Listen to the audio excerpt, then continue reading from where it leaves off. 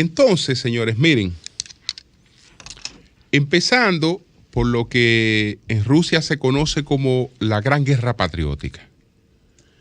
Este no es más que el fin de la Segunda Guerra Mundial. Pero ese fin de la Segunda Guerra Mundial, en un acontecimiento como ese, marca el inicio de la Guerra Fría. Porque esta fecha que se conmemoró ayer en Rusia, o que se conmemoró recientemente en Rusia, es solo rusa. ¿Y cómo va a ser solo rusa una fecha que está conmemorando el fin de la Segunda Guerra Mundial, que es un acontecimiento de igual de heroico para todos los aliados que participaron en ella? La razón fundamental es que no hay una fecha de finalización de la Segunda Guerra Mundial. Hay varias fechas oficiales de finalización de la Segunda Guerra Mundial. Europa parte de una fecha que es distinta a la del día 9, de la que parte Rusia, que tiene Rusia como el día de su celebración. Para Europa, la Segunda Guerra Mundial, culminó el día 7 de mayo. Y como ya ese día 7 de mayo hacía frontera con el día 8, porque el acuerdo mediante el cual el general alemán Alfred Hoth suscribió la rendición con Europa, entraba en vigencia a las 23 y algo del día 8, para Europa es el día 8. Entonces, el Churchill dice que Inglaterra y Europa adoptan como día de la finalización de la Segunda Guerra Mundial el día 8. Esa misma fecha es la fecha oficial de Estados Unidos. Stalin considera que esa fecha es incluso un irrespeto, dice Stalin, porque él dice, ¿cómo voy a conmemorar el día 8 o el día 7 si yo todavía estaba peleando? Si todavía la sangre de mi gente estaba corriendo. No. Ese acontecimiento no culminó el 7 ni culminó el 8.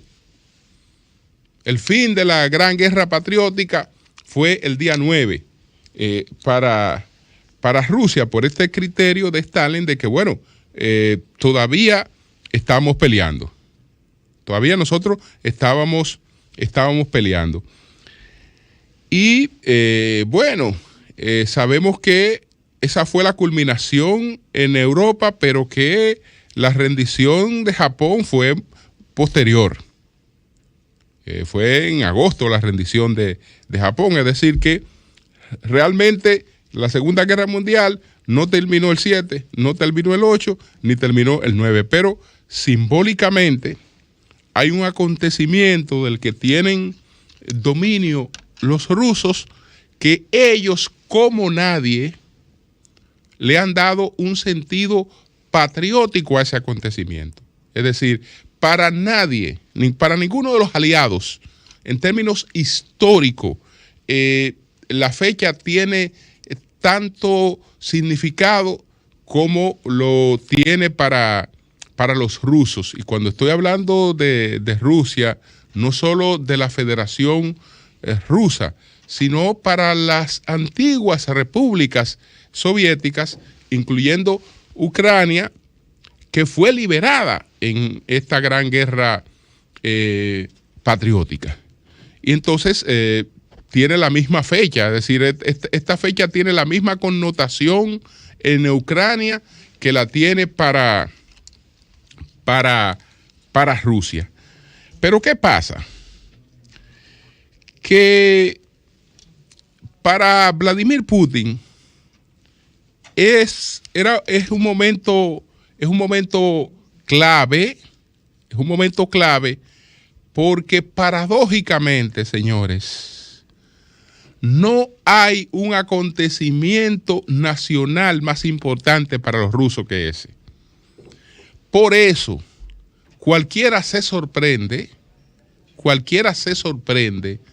de los estudios que evidencian cuál es la figura histórica de mayor valoración para los rusos. Cualquiera se sorprendería de los resultados.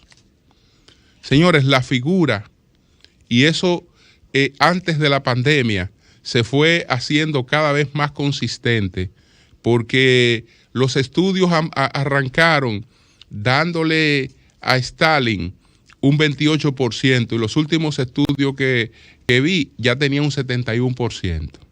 Es decir, la figura de mayor admiración histórica en Rusia se llama Stalin, y eso es mucho decir, porque estamos hablando de que está Nicolás II, el zar Nicolás II, de que está el zar Pedro el Grande, de que está Lenin y está Stalin, que son las cuatro figuras que confluyen de inmediato a la mesa de estos estudios, alcanzando los más altos porcentajes.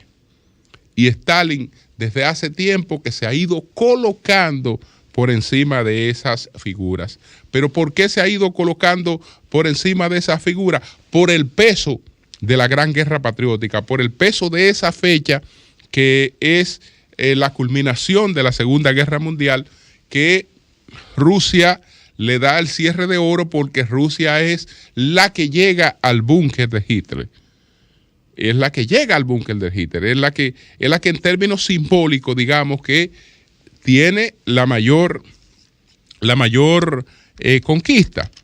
Entonces, en términos personales, nadie tiene más herramienta para tratar de hacer un uso en beneficio de su imagen y de la acción que está llevando a cabo en estos momentos, que este caballero que gobierna a Rusia en estos momentos. Nos referimos a don Vladimirovich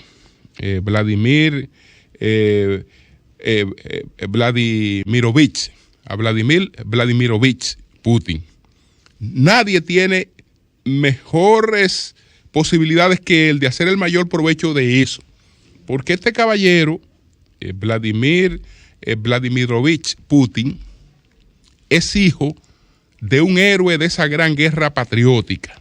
El héroe de esa gran guerra patriótica, del que él es el tercer hijo, y dos lamentablemente murieron antes que él, es Vladimir Spiridonovich Putin. Ese es el padre de Vladimirovich Putin, el actual jefe del gobierno ruso, el actual presidente de Rusia.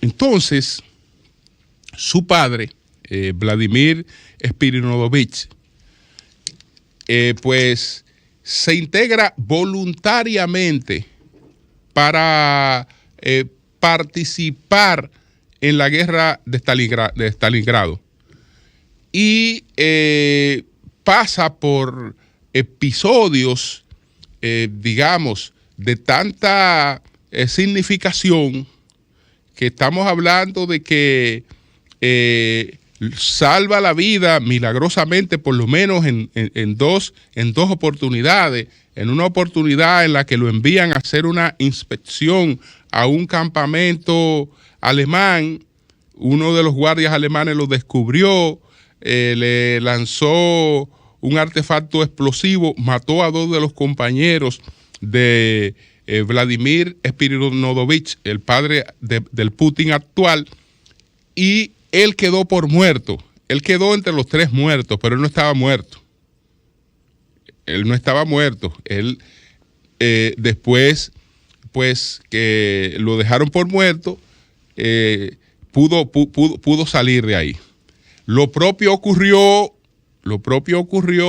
en una oportunidad en la que, siendo perseguido, se lanzó en un pantano y tuvo que estar un momento interminable respirando con un junco. Entonces, fíjense las hazañas heroicas que acumula su padre en esa gran guerra patriótica. Pero por el lado de la madre también, en la hambruna que generó toda la guerra patriótica, la madre sufrió un desmayo, padeció un desmayo en una oportunidad en la calle, había muchos muertos tirados y la dejaron también como una muerta más. Y es en la morgue que se descubre que está viva.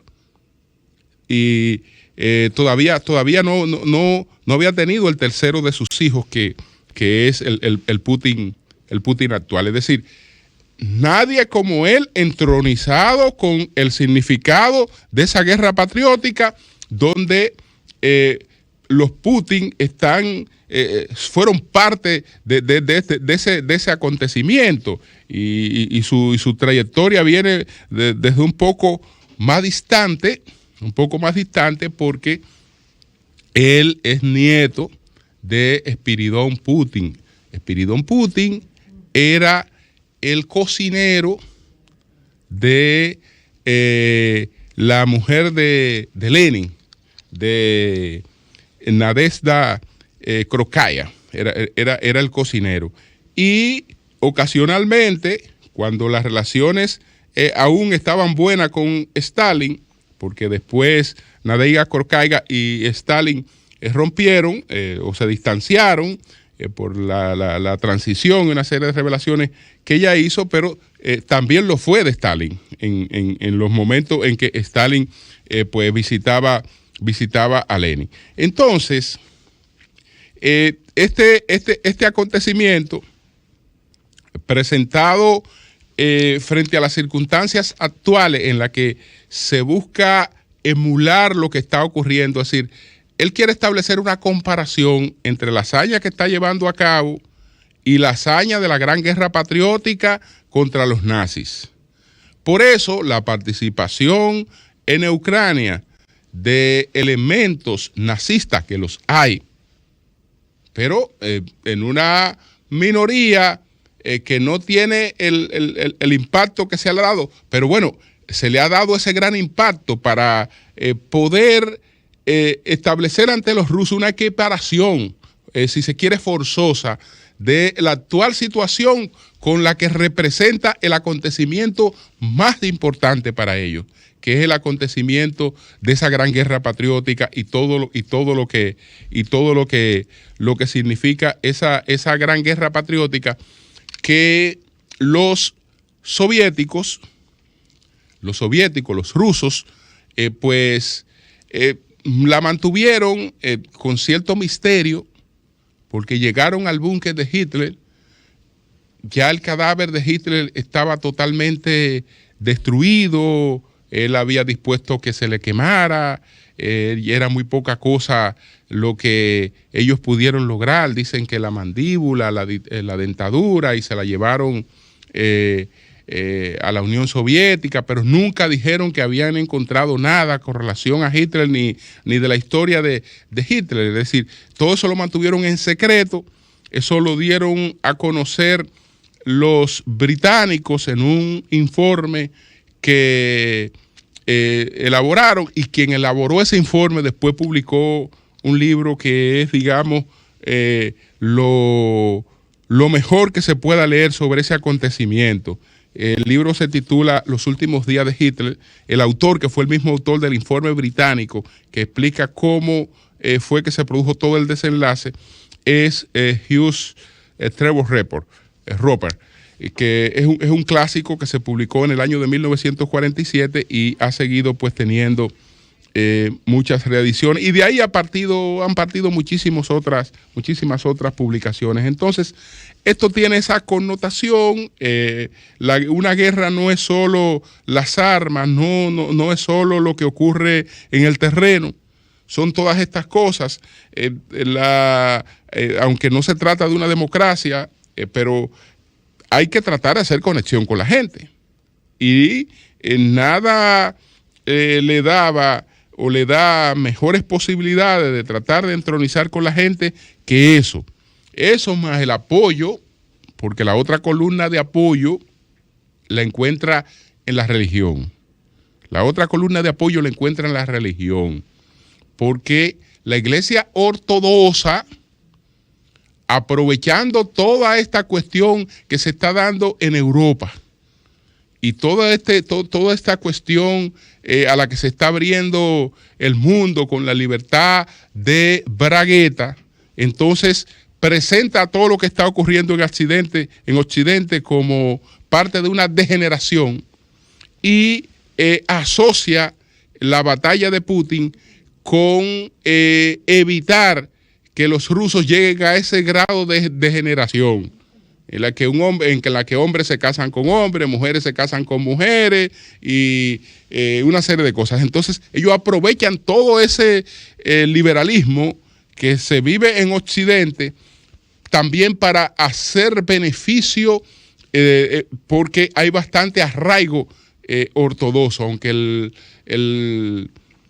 digamos que el comunismo, el socialismo persiguió el fenómeno religioso, eso nunca pudo sustraerse totalmente. De hecho, Putin, el actual gobernante, fue bautizado de manera clandestina en la iglesia ortodoxa. Su madre lo bautizó de manera clandestina en la iglesia ortodoxa, aún en los tiempos de persecución religiosa.